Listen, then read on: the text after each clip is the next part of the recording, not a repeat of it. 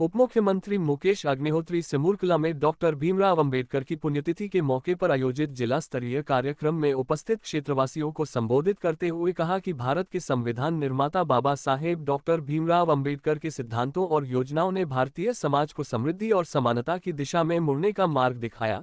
देश के लिए उनका योगदान सिर्फ संविधान निर्माण तक ही सीमित नहीं था, बल्कि उन्होंने शिक्षा, रोजगार और समाज के विभिन्न क्षेत्रों में सुधार के लिए भी काम किया।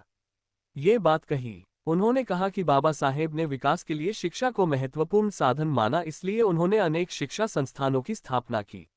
मुकेश अग्निहोत्री ने कहा कि डॉक्टर भीमराव अंबेडकर भारतीय समाज के साथ साथ आधुनिक भारत के नेता और समर्थक भी रहे हैं, जिनका योगदान आज भी स्मरणीय है।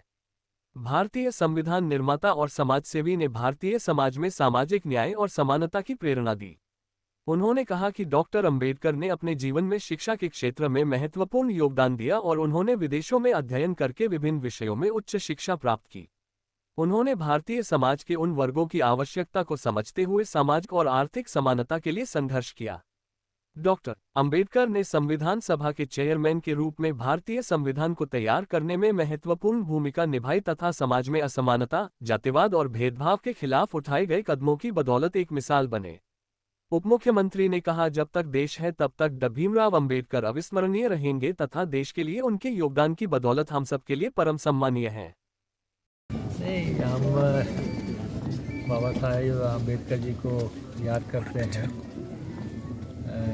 जो कि एक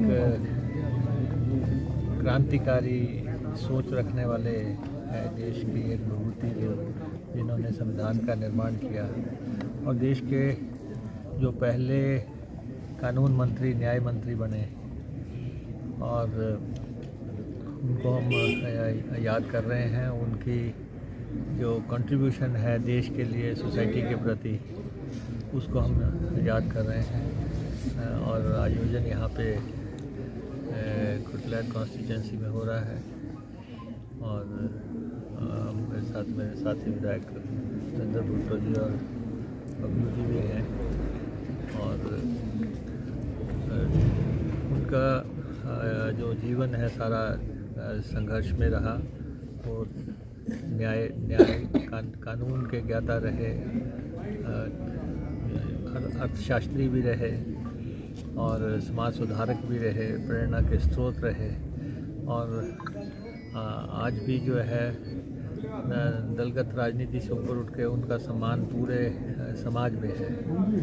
तो उस नज़रिए से आज इस कार्यक्रम का आयोजन कर रहे हैं। सर, कांग्रेस पार्टी साल पूरा हो चुका है और जश्न मनाने की तैयारी है, लेकिन नेता विपक्ष लगातार आरोप लगा रहे हैं कि ऐसी कोई उपलब्धि नहीं है जिसको लेकर सरकार जश्न मनाने जा रही है।